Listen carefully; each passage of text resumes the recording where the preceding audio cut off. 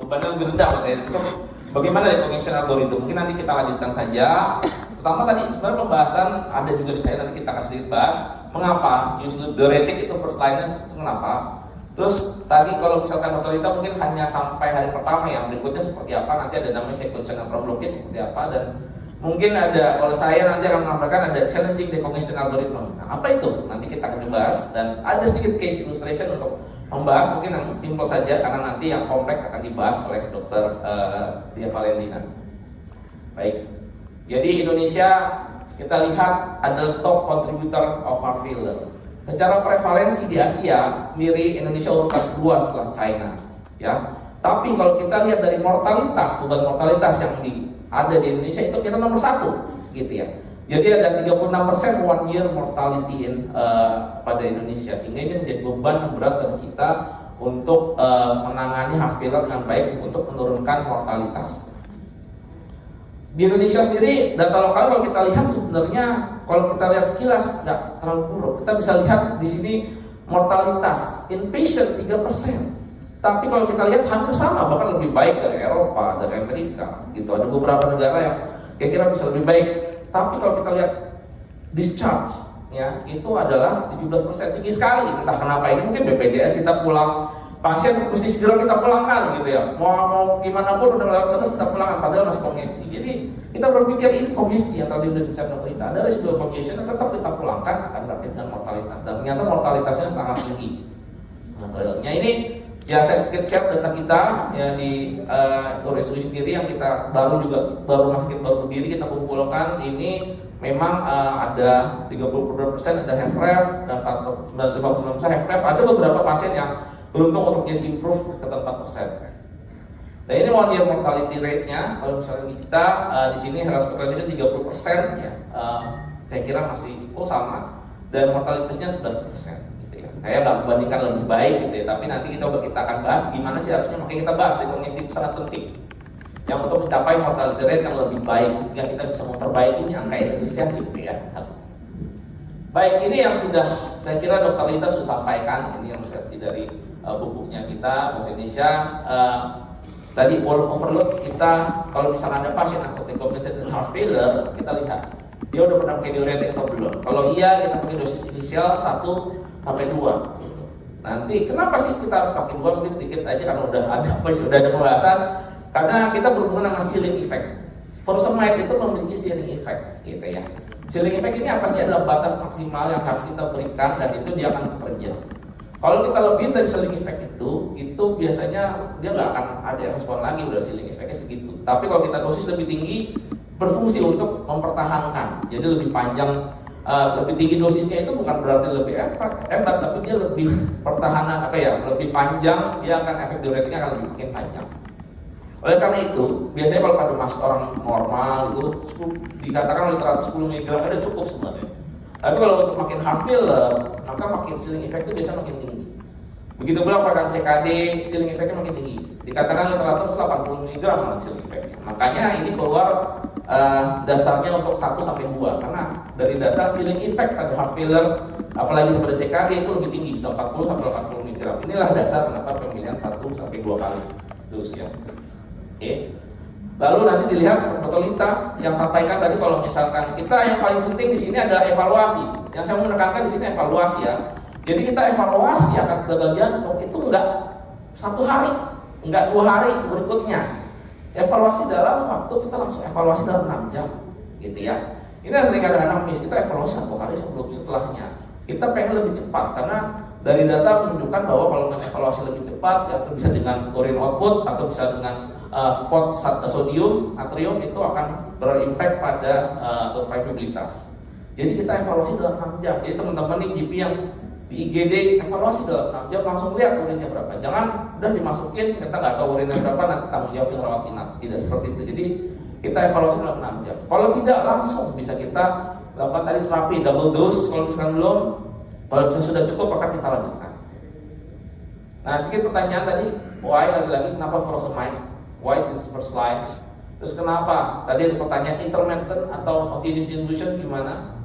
Dan ya seberapa besar kita kasih high dose atau low dose dulu, kita bisa mulai seperti apa? Ini sebenarnya dijawab loop diuretik ini pada dasarnya adalah first line dan paling poten. Salah satu hal paling poten adalah dia rapid mode of action-nya. Kita ada IV. Kalau diuretik yang lain kan nggak ada yang IV, hampir most of them. Jadi rapid mode of action. Dan kalau kita lihat cara kerjanya ini, dia bekerja di menghambat natrium kalium klorida supporter. Jadi semuanya elektrolit hilang semua. Sehingga itu sangat dia jebakan natriuresis, klorid, potasium semua keluar, itu sangat efektif dalam mengeluarkan cairan. Tapi sayangnya konsnya apa sih? Furosemide ini sebenarnya kalau kita bilang first line hanya karena dia efek diuretiknya kuat, tapi buktinya sebenarnya no scientific activity sebenarnya nggak ada. Paling ada meta-analisis satu is 23 years ago ya. Ini data salah satunya yang menunjukkan bahwa diuretics di sini pada pasien akut decompensated heart failure ternyata yang bahkan ya oke kita langsung start diuretik sama yang enggak juga, nggak ada beda mortalitas buat jangka panjangnya. Jadi diuretics ini akan membantu relief symptom, makanya di guideline dia akan membantu relief symptom penting sekali, tapi mortalitas ternyata sampai saat ini tidak mempengaruhi. Dan kenapa loop diuretik di meta-analisis pun hanya meta-analisis studi-studi kecil, kita lihat studinya jumlahnya kecil, dia efektif dalam mengeluarkan diuresis tapi mortalitas ternyata kurang. Dan bahkan studi ini yang terakhir meta-analisis ini bahkan di retract. Jadi sebenarnya kalau kita bilang memang first line, tapi sebenarnya datanya sangat minim. Tapi nonetheless sudah ada buktinya bahwa diuresis pada pemberian furosemide ini sangat bermakna, sehingga sangat kuat, sehingga kita tetap pakai pada penggunaan diuresis. Nah, pertanyaannya tadi dijawab tadi, Dr. Rita sempat menjawab tentang dose tadi ya, di dose tadi itu bahwa ini yang menjawab bahwa bolus dan continuous infusion ternyata nggak ada terlalu bedanya dalam hal mortalitas. Begitu pula dengan low dose dan high dose strategy, nggak ada terlalu bedanya. Ini juga yang akhirnya kalau nggak bedanya kenapain? Jadi kita bisa aja pilih yang paling safe. Ya udahlah kita coba low dose dulu, evaluate dalam 6 hour, lalu kita titrasi sesuai dengan responnya seperti apa. Inilah yang akan menentukan tadi algoritmanya seperti itu. Walaupun dari subanalisis studinya sebenarnya adalah high dose ada efeknya terhadap diuresis. Di sini dia bisa mencapai pasiennya dalam 72 hari lebih sesaknya lebih relief, lebih cepat, diuresisnya lebih keluar lebih banyak gitu ya. Tapi in expense fungsi ginjalnya lebih terganggu. Jadi dokter Prof. Boji tadi katakan bahwa hati-hati gitu ya, kalau misalnya kita terlalu agresif, dia lihat fungsi ginjalnya kurang, pastinya furosemide dosis tinggi akan menyebabkan gangguan fungsi ginjal. Tapi ya saya bilang dark side to dose at the norm risk. Kalau kita monitoringnya bagus, sebenarnya kalau itu menyebabkan pasiennya perbaikan cepat, nah kita timbang-timbang gitu. Seberapa kuat monitoring yang bisa teman-teman lakukan? Algoritma sudah ada, tapi dasarnya karena tadi nggak ada berbeda. Kalau standar algoritma kita bisa mulai perlahan, itu akan lebih safe. Tapi kalau mau lebih cepat dan kalian yakin monitoringnya bisa kalian ketatkan dan acceptable, mungkin bisa dipertimbangkan. Oke, itu terkait furosemide. Nah, bagaimana tadi? Kalau misalkan udah nih hari kedua kita udah furosemide, kita evaluasi dosisnya, kalau belum tercapai juga targetnya berapa sih urine output lebih dari 3 liter, 3 sampai 4 liter ya. Sebenarnya kalau saya juga tergantung dari kongesti pasiennya. Kalau kongesti berat banget mungkin saya bisa lebih 5 liter, 6 liter tergantung ya. Intinya kita lihat kalau dosisnya belum tercapai kita gandakan terus, jangan cepat puas, gandakan dosis diuretik sampai maksimal. Kalau memang nggak respon juga maka kita mulai diuretik kombinasi. Kita misalkan namanya sequential nephron blockage bisa pakai apa? Bisa pakai thiazide, acetazolamide atau tolvaptan. Tadi Dr. Lita sudah menyatakan ada beberapa site tempat diuretik yang bekerja yang kira-kira bisa kita lakukan sebagai kombinasi. Kalau masih kongesti juga kita bisa ultrafiltrasi apa boleh buat. Karena kita harus keluarin itu cairan. Kalau tidak, tentu saja kita nggak perlu sama menguji DMT macam-macam, pasiennya nggak survive ya. Dan tentu saja secara paralel di DMT harus dioptimalkan. Nah ini salah satu data, ini tidak dalam urutan yang mana duluan, Fluorotic Trial malah yang untuk studi terakhir ya 2023 ini loop diuretic plus thiazide. Yang mau di highlight adalah dia cukup efektif sebenarnya menurunkan berat badan. Ya menurunkan berat badan dan ternyata diuresisnya efektif dalam menurunkan diuresis. Dia bekerja di distal convoluted tubule, dia memblok transport natrium dan klorida ini sehingga natrium dan klorida makin keluar, yang berperan dari 5% sodium reabsorption. Jadi dia sangat efeknya sama-sama tadi natrium udah keluar juga dari furosemide, ditambah natrium juga diblok lagi di distal convoluted tubule sehingga natriumnya makin turun. Nah, tapi sama seperti furosemide untuk urusan mortalitas dan hospitalisasi dia tidak bermakna. Tapi dan bahkan dia perburukan fungsi ginjal kelihatannya cukup lumayan lebih banyak, lebih berat, dan kejadian hipokaleminya lebih tinggi. Hiponatremi sebenarnya secara teoritis terjadi pada thiazide, tapi tampaknya pada studi ini tidak terlalu ada perbedaan yang bermakna. Jadi chlorothiazide trial sama mirip furosemide hanya berfungsi ternyata untuk menurunkan diuresis ya, menurunkan berat badan, efektif dalam hal tersebut. Tapi tidak dalam hospitalisasi mortality. Studi yang berikutnya yang mau saya bahas adalah ATHOR trial. ATHOR trial ini tadi acetazolamide sama, dia dalam menurunkan angka kongesti dia bermakna, bahkan dalam 72 jam bisa menurunkan. Dalam post discharge juga kongestinya bisa kita turunkan dengan kombinasi ini, dan relatively safe untuk ginjalnya dibandingkan thiazide tadi. Yang menarik di sini adalah post analisisnya. Sebenarnya dari ATHOR karena dia belajar bahwa diuretik ini tidak ada efek terhadap hospitalisasi dan mortalitas, dia tidak mentargetkan itu. Dia mentargetkan hanya congestion score. Yang jelas saya kira harusnya dari chlorothiazide trial dan dari hasil furosemide juga sama, kongesti bisa menurun sehingga tidak positif. Tapi dia melihat pada pasien-pasien yang natriuretik tadi responnya kuat lebih dari 80, dia ternyata berhubungan dengan memperbaiki mortalitas dan hospitalisasi. Tapi kalau kita lihat sebenarnya bukan hanya acetazolamide, loop diuretik sendiri yang punya efek, misalkan ternyata responnya lebih dari 80, efeknya bagus. Jadi makanya di algoritma salah satu drivernya adalah target urine output dan sodium. Dari sini kenapa? Karena sodium dan lebih dari 80 berhubungan dengan outcome yang baik. Next kita ke taktik HF. Di sini adalah tolvaptan ya, vasopressin antagonis P2 reseptor antagonis, di mana kerjanya di sini P2 reseptor ini dia akan memproduksi dengan mekanisme protein kinase GMP, dia akan mengaktifkan aquaporin 2 ke dalam ginjal ekspresi, sehingga aquaporin 2 ini nanti akan menyerap air ya. Menyerap air sehingga urin kita biasanya jadi lebih pekat karena itu. Nah, kalau misal pada keadaan heart failure, vasopressin itu meningkat ya. Vasopressin meningkat, maka akan mengaktifasi aquaporinnya makin banyak untuk meningkatkan reabsorpsi cairan. Kalau kita blok dengan P2 reseptor, maka dia aquaporin 2-nya akan berkurang ya, atau akan dilepas banyak berkurang, sehingga penyerapan air akan berkurang, sehingga cairan atau aquaporesis akan keluar banyak ya. Sebenarnya mirip ya hasilnya, di mana efektif dia dalam menurunkan body weight ya, jadi secara diuresis dia sangat efektif, tapi tampaknya untuk dyspnea, level dyspnea, respon terhadap rescue terapi dan rehospitalisasi dia tidak bermakna ya. Kita bisa lihat body weight, fluid loss, serum sodium peningkatan, semuanya berbaik. Ada functional renal function juga terjadi, jadi mirip. Tapi untuk clinical event seperti kematian, rehospitalisasi itu sama-sama tidak bermakna. Ini saya kira mirip ya untuk diuretik. Makanya sampai saat ini diuretik penting untuk relief symptom, bukan untuk modify mortality atau survivability. Nah ini sebenarnya mungkin saya harapkan Prof. Boji bisa lebih meng-highlight, tapi saya sedikit memberikan pembukaan. Data tolvaptan di Jepang ini real world data, di Jepang sendiri sebagai primary outcome, dibandingkan antara furosemide cohort dan tolvaptan cohort ya dalam beberapa tahun itu ternyata kalau hospitalisasi tetap ada berbeda, tapi ternyata dia bisa menurunkan atau mendelay setidaknya in hospital death. Jadi ini menunjukkan tata laksana kongesti yang baik ya. Kalau banding dengan tolvaptan kombinasi, ternyata dengan kita melakukan kongesti yang baik dia bisa mendelay dari in hospital death.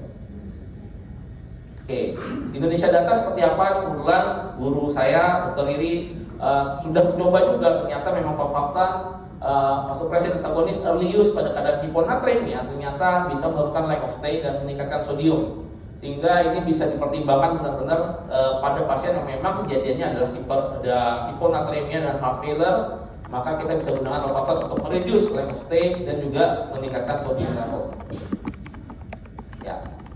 Dan kembali datanya semua mirip ya. Saya tampilkan sini sebenarnya diuretik strategisnya sebenarnya teman-teman bertanya mau apa nih segala macam, tergantung kondisi. Ini ada data 3 trials membandingkan metolazone, chlorothiazide dan tolvaptan, almost hampir sama dalam efek weight loss, diuretik, semuanya hampir sama sebenarnya. Tapi yang membedakan adalah nantinya adalah efek-efek, misalkan sebenarnya kalau kita lihat jumlah dari urin yang keluar, tolvaptan masih lebih baik dibandingkan kalau kita main metalazo dan thiazide. Terus kalau misalnya sodium level, ternyata memang jelas kalau yang lain dia bikin hiponatremia, malah tambah kalau tolvaptan dia akan meningkatkan sodium. Jadi kalau pada hiponatremia pilihannya jelas tolvaptan.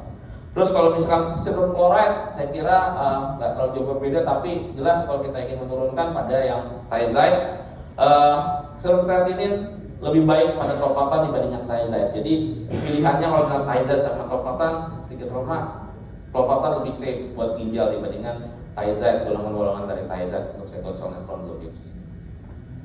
Ini juga dalam hal sama sodium level, kita lihat sodiumnya minimal, sedangkan yang lain sodiumnya bisa keluar lebih dari 80, ya. Oke. Ya tadi bagaimana dengan MRI? Saya kira MRI ada beberapa kita yang mencoba untuk gimana kalau kita kasih dosis tinggi, MRI 100 mg, apakah mempengaruhi diuretik atau tidak, gitu ya. Kalau MRI 25 mg, saya rasa itu masuk dalam GDMT, baik untuk mortalitas. Tapi untuk dekognisti gimana nih? Untuk membantu dekognisti kita kasih 100 mg ya dosis tinggi. Sebenarnya udah dijawab juga di sini di Athena trial, nggak ada perbedaan high dose spironolactone dengan usual care. Jadi kalau saya dari data tidak merekomendasikan untuk tidak ada beda dari 25 mg dan 100 mg dalam hal dekognisti. Okay. Ada lagi yang lebih lagi adalah ultrafiltrasi. Gimana nih? Ada yang lain-lain? Nggak usah deh diuretik kelamaan, langsung ultrafiltrasi aja. Ya, kita bandingin. Ini ada perbandingan ultrafiltrasi dalam farmakologi algoritma. Ternyata apa ya? Ternyata ultrafiltrasi weight loss-nya nggak lebih baik dan kreatininnya perburukan lebih jelek. Jadi makanya sekarang inilah semua data-data ini yang akhirnya membentuk algoritma tadi. Makanya kita mulai tetap dari low dose furosemide, terus sequential naikin lihat responnya, sodiumnya mesti lebih dari 50, data-datanya urin output harus lebih dari 150. Lalu dalam hari kedua kita langsung untuk kalau misalkan nggak perbaikan kita gandakan dosisnya, kalau nggak kita sequential nephron blockage, kalau nggak juga kita baru ultrafiltrasi. Kenapa nggak di awal? Inilah datanya LCS bahwa ultrafiltrasi nggak lebih baik daripada farmakologi. Ya sebagai cara umum hampir semua terapi diuretik yang berbasis diuretik sentris itu tidak berpengaruh dalam hospitalisasi, ya. Dari data-data yang diakut ya hanya data misalnya dari strong HF atau data dari Ample study yang dimana yang berhubungan dengan GDMT yang memperbaiki hospitalisasi atau mortalitas. Sedangkan kalau diuretik lebih banyak mempengaruhi diuretik respon, congestionnya berkurang, berat badannya turun, ya. Dengan di sini kita bisa lihat WRF-nya kalau thiazide perburukan fungsi ginjal lebih tinggi, sedangkan kalau misalkan tolvaptan lebih safe. Jadi bisa jadi pertimbangan. Dengan acetazolamide juga cukup safe untuk gangguan fungsi ginjal. Oke. Nah, kita bahas nih. Dari data tadi kan strong HF, ternyata kalau tadi kan sempat dibaca, pasien kalau udah stabil, evolemic baru kita GDMT. Tapi ada tren bahwa kita nggak perlu GDMT sebelum pasien, bahkan bisa dilakukan di awal secepatnya dalam fase rawat inap kita intensif naikin GDMT, gitu. Kenapa? Karena kalau kita lihat ternyata kalau GDMT kita optimalkan dari studi strong SF ini dalam fase ranap kita optimalkan semuanya berhubungan high intensity care maka menurunkan mortalitas, ya dibandingkan dengan short care. Dan kalau kita lihat ternyata dekognistinya juga perbaikan, improvement in definition, weight loss-nya juga berkurang semuanya juga menjadi lebih efektif sehingga GDMT jangan kita abaikan dan ini malah menjadi suatu paradigma yang penting karena obat inilah sebenarnya yang akan menurunkan hospitalisasi dan mortality pada pasien-pasien failure dan dia termasuk untuk dekognisti. Seringkali kita bedakan, tapi ternyata penting, sangat penting, ya. Nah, makanya ada studi yang mengatakan kita untuk dekognisti it's time to change paradigm, ya, bahwa kita bukan fokus di diuretik terapi, tapi GDMT sangat penting. Ini kita bandingkan contoh pada pasien yang kita aktifkan enhanced decognitions yang dilakukan suatu kombinasi tanpa GDMT-nya dioptimalkan secara baik, maka awalnya memang turun cognition score-nya, tapi lama-lama dia akan nggak stagnan. Ya. Kalau pasien usual care, udah ininya kurang, conditionnya lama, stagnan. Nggak lebih baik juga. Jadi kalau dibanding ini enhanced recognition itu lebih baik. Tapi kalau GDMT kita cepat optitrasi, maka dia semuanya akan turun. Jadi ini penting sekali ya GDMT dalam optimalisasi. Jangan lupakan. Kelihatannya kecil banget, nggak kelihatan gitu ya. Kita fokus diuretiknya GDMT-nya lupa atau nanti aja di poli, ternyata data menunjukkan harus di run up, itu juga kita optimalisasi. Sehingga kenapa? Karena obat diuretik itu sebenarnya almost all of them akan meningkatkan neurohormonal. Ya. Sehingga kalau kita nungguin dan ada risiko hipotensi pada thiazide, tadi WRF, hipokalemia, nantinya memperburuk heart failure progression. Tapi kalau kita mulai nanti komesti walaupun belum komplit, tapi kita udah mulai GDMT arbitration-nya, maka neurohormonal bisa kita blok, akan berhubungan dengan heart failure progression yang akan lebih baik. Ya. Kenapa? Ini salah satu klasik paradigmnya. Ini kalau misalkan ini kita kasih diuretik dulu nih, diuretik, tapi neurohormonal blockage-nya masih nanti, ya dia akan diuretiknya kayak kita perlu. Makanya tadi dosisnya tetap 1 kali, tetap di perawatan kadang-kadang dosisnya bisa panjang. Tapi kalau kita aktifasi di sini, kita blok, diuretiknya akan turun. Nah ini bersesuaian dengan judul saya dari tailoring, gimana kita mau motong gitu, diuretik terapi gimana caranya? Caranya ternyata dengan kita memperbaiki penyakitnya, gitu ya, dengan neurohormonal blockage kita aktifasi, gitu, kita blok lebih cepat dan lebih dini, ya. Sehingga hal-hal inilah obat-obatan GDMT yang bisa mempengaruhi dari HFpEF, misalkan ini untuk yang HFrEF, yang akan menurunkan diuretik dose, yang menjawab judul saya tadi, bagaimana kita men-tailor diuretik terapi, yaitu sebenarnya dengan GDMT arbitration dengan sangat cepat, gitu ya, sehingga kita bisa menurunkan diuretic dose reduction. Sekarang kita coba sedikit masih memberikan kasus aja di sini. Jadi ini ada kasus pertama wanita usia 76 tahun, kemudian dia dikonsulkan dari teman sejawat, ya, jadi kita nggak langsung megang. Jadi pasiennya udah sesek, pokoknya ini failure, sesek, ortopno begah, kita lihat JVP-nya meningkat, kongesti, edema, sites, EKG-nya ada Q di 1 FVL, CXR kongesti jelas, ECO-nya F 15%, TAMS 18. Creatinine-nya udah perburukan juga, 2,14, natrium masih dalam batas normal, kalium elektrolit masih dalam batas normal. Tapi yang dilakukan kita biasa furosemide 40 mg, naik 5 mg, andesartan, spironolactone dan obat-obatan ginjal. Tapi apa yang terjadi pada hari ketiga, ya, mungkin karena saat itu diuretiknya lumayan kuat, tensi turun. Ini hal yang sering terjadi kan, kita punya tensinya turun. Tapi yang dilakukan adalah teman ternyata menurunkan furosemide-nya. Oke, mas lokal. Tapi yang lain turunkan juga. Andesartan di stop, kan tensinya rendah. Andesartannya di stop juga, spironolactone di stop. Akhirnya apa? Makin perburukan pasiennya, tensi makin turun. Hingga mulai start bututamin, start NA. Oke, diuretik kita optimalkan. Tolfaptan masuk, acetazolamide masuk, karena ternyata dari hari ketiga natriumnya makin turun, ya, makin turunkan. Tapi yang akhirnya adalah hari ke-6 perburukan pasiennya.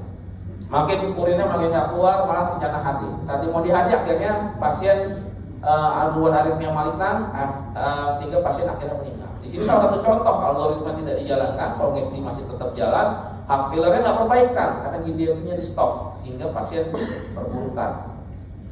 Kasus yang ini diuresisnya ya, jadi emang di hari ketiga kita sempat naik nih, minus 300. Di sini juga tensinya turun, tapi kita terlalu cepat. GDMT kita turunin, semua kita stop, sehingga akhirnya urin outputnya berkurang, lama-lama nggak pernah tercapai ya, urin output terus, hingga hasilnya pasiennya malah buruk. Ini untuk pasien kedua sebagai contoh, 53 tahun dengan klinis heart failure yang jelas, FV 20%, TAMS 15. Natrium udah sedikit turun dari awal 130. Ini kita coba jalankan, ini yang sesuai algoritma. Jadi tetap furosemide tetap di sini. Saya mengambil jalur high dose ya, dengan monitoring ketat 10 mg. Tapi kan disalahkan walaupun tensinya rendah langsung saya masukkan. Karena ini adalah GDMT yang penting untuk walaupun tensinya 90. Kita tetap melihat yang paling penting perfusinya belum tentu jelek. Ingat, hipotensi itu belum tidak sesuai dengan belum tentu shock. Jadi bisa saja apalagi pada pasien heart failure reduced ejection fraction. MRA juga sudah mulai saya masukkan karena kaliumnya normal. Jadi kita berikan, lalu masih persisten, maka yang saya lakukan adalah doubling dose. Furosemide saya naikin 15 mg, tensinya rendah, tapi kandesartan saya naikkan. Kenapa? Karena perfusinya masih bagus. Saya naikin, spironolactone saya naikin, semuanya saya naikin. Kongesti masih belum terlalu baik juga. Kita ganti lagi kandesartan, kita ganti ARNI di sini. Dan karena emang hiponatremi, kita masukin tolfaptan dan sequential nephron blockage. Mungkin harusnya tolfaptan dulu, bisa lain, tapi menurut saya waktu agresif tolfaptan langsung acetazolamide masuk, sehingga langsung keluar banyak. Kongesti berkurang, di sini mulai kita optimalkan lagi, udah bisa masuk beta blocker. Dan hari berikutnya ternyata kongesti sudah tidak ada, furosemide saya turunkan dengan cepat, pagi 10 mg, siang 5 mg, malam udah 2 kali 40, tolfaptan stop, acetazolamide turun dosis, semua dioptimalkan, beta glukan naik, besoknya pulang. Ya. Kalau kita lihat nih, urin outputnya gimana? Nah, urin output sebenarnya selalu minus, bisa kita capai gitu ya. Bahkan setelah ini di hari ketiga setelah sequential nephron blockade dia langsung pulih urinnya, gitu ya. Tensinya gimana turun? Enggak, segitu-segitu aja, selama maintenance kita jaga. Makanya maintenance ini juga hal yang penting. Kadang-kadang dilupakan, kadang-kadang pasien teman-teman ngasih air intake-nya dikurangin 1000, kadang 800 ml, itu yang membuat tensinya turun. Jadi kita bisa tahan sebelum harus sampai 2000. Oke, jadi ini follow up satu jalan. Saya langsung aja, jadi setelah 3 bulan dia improve ya. 6 minute walk test untuk 400 meter. Obat yang akhirnya kita pakai hanya GDMD saja. Tidak ada furosemide, statin dan muscular stop karena dia normal koroner. Jadi cuma ARNI, alfenilol, atau GDMD saja. Jadi tanpa diuretik. Jadi kalau menjawab pertanyaan tadi dengan algoritma tepat, tata laksana tepat, kita bisa tailor diuretik terapi apa? Mungkin nggak perlu jadinya, karena kita cukup perlu GDMD saja. Jadi sebagai take home message-nya, recognition as soon as possible is important to improve acute heart failure outcomes. Jangan evaluasi 24 jam, evaluasi dalam 6 jam. Ya, jadi dalam 24 jam kita udah ada keputusan harus diambil apakah sequential nephron blockade, bahkan ultrafiltrasi harus bukan dari cepat dalam 24 jam, hari kedua atau ketiga sudah harus ditentukan. Dan enhanced recognition dengan sequential nephron blockade, mau itu tolvaptan, acetazolamide dan TZ relatif sama, tergantung penggunaannya. Dan tolvaptan dan acetazolamide itu adalah data yang paling baik untuk pada renal outcome, dan tentu saya lupa di sini kalau misal pasien hiponatremia tentu saja sangat paling menguntungkan adalah tolvaptan karena TZ justru menurunkan natrium, ya. Namun kalau kita hanya berpatokan pada diuretic centric decongestion, ternyata tidak menurunkan hospitalisasi maupun mortalitas. Karena sebenarnya dia tidak memperbaiki mekanisme dari heart failure-nya, dalam hal ini reduced ejection fraction. Oleh karena itu, jangan lupakan saya menekankan sini rapid GDMT uptitration itulah yang nantinya akan menurunkan mortalitas dan hospitalisasi. Jadi diuretic use bahkan menurunkan penggunaan dari diuretik. Mungkin demikian presentasi dari saya. Terima kasih. Wassalamualaikum warahmatullahi wabarakatuh. Waalaikumsalam warahmatullahi wabarakatuh. Luar biasa sekali. Ya, banyak sekali insight baru tentang decongestion pada terapi ya. Baik, saudara sekalian, ini jam 9.30 menunjukkan waktunya untuk coffee break ya. Sambil kita coffee break mungkin ada beberapa pertanyaan. Silakan kalau mau ngambil coffee break sudah tersedia di belakang ya untuk refreshment. Lampu mungkin bisa dinyalakan dulu sambil coffee break. Lampu, Dr. Nizar. Ya, Dr. Heri Sakti. Ya, ini mungkin ada diskusi ya. Saya memantik diskusi buat teman-teman sekalian. Ya, sering sekali saya mendapatkan pasien pasien advanced heart failure itu kan tensi pasti mepet-mepet Dr. Heri Sakti ya. 90/60 ya, kadang-kadang 85/40 ya, dan ternyata kalau tensi mepet itu sudah memberikan ketakutan atau early warning system bagi teman-teman perawat atau GP gitu ya. Dok, ini diuretik apa tetap harus dimasukkan, Dok? Itu kira-kira gimana untuk bisa menimbulkan teman-teman tuh pede untuk melihat seperti itu? Apakah ini suatu false emergency? Apakah diuresis tetap harus diberikan karena pasien on congestion ya dengan tensi rendah atau bagaimana? Silakan. Ya, baik, terima kasih Dr. Habibie. Jadi memang ini pertanyaan yang sangat sering dan ini sama juga di RSUI setiap pergantian GP itu saya harus ajari lagi gitu ya. Jadi sebenarnya kita harus lihat juga pada kondisi pasiennya seperti apa. Contoh, misalkan pasiennya memang udah heart failure lama, reduced ejection fractions, with already low blood pressure sudah chronic seperti itu mungkin baseline-nya sudah berubah. Makanya sebenarnya low blood pressure is not equal with shock. So kita harus lihat pasiennya low blood pressure, perfusinya bagaimana. Memang tidak ada sampai saat ini bahkan di guideline beberapa guideline yang ada itu mereka patokan hipotensifnya tetap di 100. Beda, kasus-kasus kita mungkin kadang-kadang lebih berat. Tapi itu bisa memang tidak ada jalan lain, kita harus mencoba. Makanya monitoring menjadi sangat-sangat penting. Bahwa we have to try ya dengan pemberian diuretik mulai dari dosis kecil, apakah itu akan bekerja atau tidak.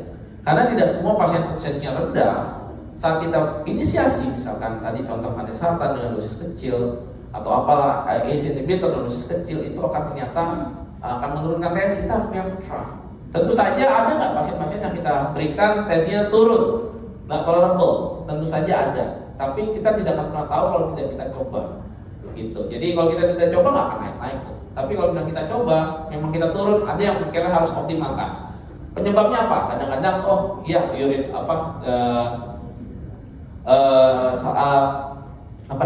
diuresis terlalu kuat. Kadang-kadang ya tadi cairannya terlalu hilang. Jadi kita bisa cairannya harus kita optimalkan. Dan satu paling penting ya untuk tensi ini sebenarnya pengalaman dan data menunjukkan kalau kita mempertahankan intravaskular outputnya masih baik, intake-nya baik, makanya 1.500 sampai 2.000 itu penting sekali kan untuk menekan tensi. Kalau teman-teman kita turunin dari jadi 1.000, mengharapkan kita keluarin cairannya, kadang-kadang untuk menarik cairan interstisial dan intravaskular itu lama, sehingga intake-nya itu harus diperkuat. Kalau intravaskular kita pertahankan, misalkan 2.000 tetap, itu dia akan menarik interstisial sehingga akan menjamin tensinya nggak drop. Tapi lagi-lagi semuanya itu adalah kekuatan dari monitoring. Kita harus coba dosis kecil, pelan-pelan, intake-nya dipertahankan dengan baik. Itulah biasanya yang akan mempertahankan tensinya tetap terjaga. Jadi intake itu penting tuh, monitoring 1.500 sampai 2.000 dan kita lihat monitor. Ya. Oke. Ya, terima kasih Dokter Harisakti. Teman-teman yang mau refreshment di belakang silahkan sambil kita diskusi ya. Prof Koji, I want to ask another things from your experience, Prof Koji. When did you usually start GDMT? Dr. Harisakti has told us that we can start GDMT on acute heart failure to help diuresis. And according to your experience, when did you start your GDMT during acute heart failure session? Thank you very much. It's important to start the GDMT in patient with HFrEF. In case of HFrEF, a bit different. But in case of HFrEF, the beta blocker is very important. When should we start? The beta blocker is negatively impact the acute congestion. So when should we start the beta blocker? This is very important. As soon as possible, we should start low dose of beta blocker. But it depends on the situation. But maybe after decongestion, we should start ACE inhibitor or AMI and beta blocker. But the problem is the blood pressure and also congestion. So removal of the congestion and stabilize the blood pressure, then start the GDMT, especially ACE inhibitor or ANI and beta blocker, the low dose, as soon as possible. As soon as possible. So we don't have to wait until the congestion is fully relieved, Prof.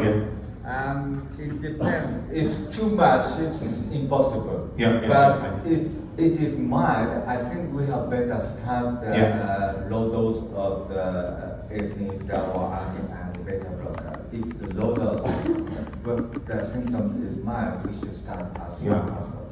If the symptom is mild, I totally agree, Prof. Because when the symptom is still over, I think it's impossible for us to introducing beta blockers to the patient because it will give worse outcome. Oke, mungkin sekalian coffee break. Ada teman-teman yang mau bertanya, silakan kok. Thank you, Professor Koji, for the answer. Kok bisa sekalian ambil refreshment? Terima kasih dokter, pemaparannya sangat menarik banget. Thank you, Profesor. Saya ini mau tanya, mungkin kan tadi udah dijelaskan dengan sangat baik dok. Sequential nephron blocking, ada yang natriuresis, ada yang aquaresis. As we know, in heart failure sendiri kan pattern fisiologinya dari sodium and water retention. Jadi yang mau saya tanyakan di sini, which one yang akan kita pilih, natriuresis or aquaresis? Karena kan loop diuretics, furosemide itu kan natriuresis, dia kan menghambat natrium kalium chloride, acetazolamide, terus itu akan sedikit berbeda dengan tolvaptan, karena tolvaptan kan tadi dokter jelaskan aquaresis ya dok ya. Jadi subset pasien mana yang kira-kira akan benefit dari mungkin kombinasi dengan acetazolamid atau thiazide atau yang mungkin tolvaptan. Karena kan kalau hiponatremi memang kan pada pasien heart failure mungkin hiponatreminya dilusional juga kan dok, kayak gitu. Terus yang kedua mau saya tanyakan, karena kan setting pasien rawat jalan kadang kita masih berikan diuretik nih, padahal dokter juga sudah jelaskan pada diuretik itu juga akan mereaktivasi lagi dari neurohormonal system.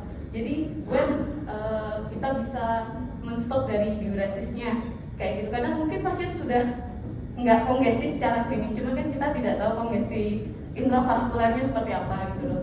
Terus how fast can we go to decongest the patient? I mean kalau kita evaluasi dalam 2 jam pertama urin keluar lebih dari 100 atau 150 kan berarti mencapai target kan ya dok ya.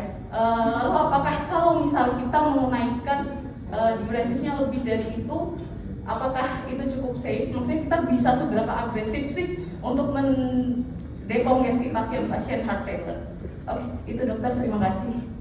Oke, terima kasih. Jadi pertanyaan pertama ini cukup penting ya, kapan dan walaupun sebenarnya dokter Titin yang akan menjawab itu harusnya ya, dengan konteks case berikutnya ya kapan. Tapi setidaknya untuk sequential blockage tadi sudah dibicarakan, ada heart failure ini, arterioresis, pada yang atas heart failure yang lebih lanjut di mana tissue congestionnya biasanya sudah lebih prominent dengan delusional hyponatremia, jelas itu berarti kan akan lebih baik aquaretic itu sangat memiliki peran penting. Makanya beberapa data, banyak data adalah aquaretic ini sangat berperan pada pasien-pasien heart failure dengan hiponatremia gitu, karena efeknya sudah jelas.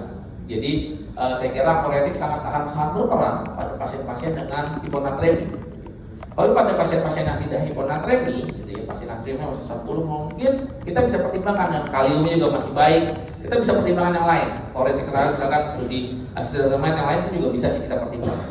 Kita ingat, tapi lagi-lagi diuretik ini adalah mungkin padanannya seperti nitrat pada penyakit jantung koroner, gitu ya.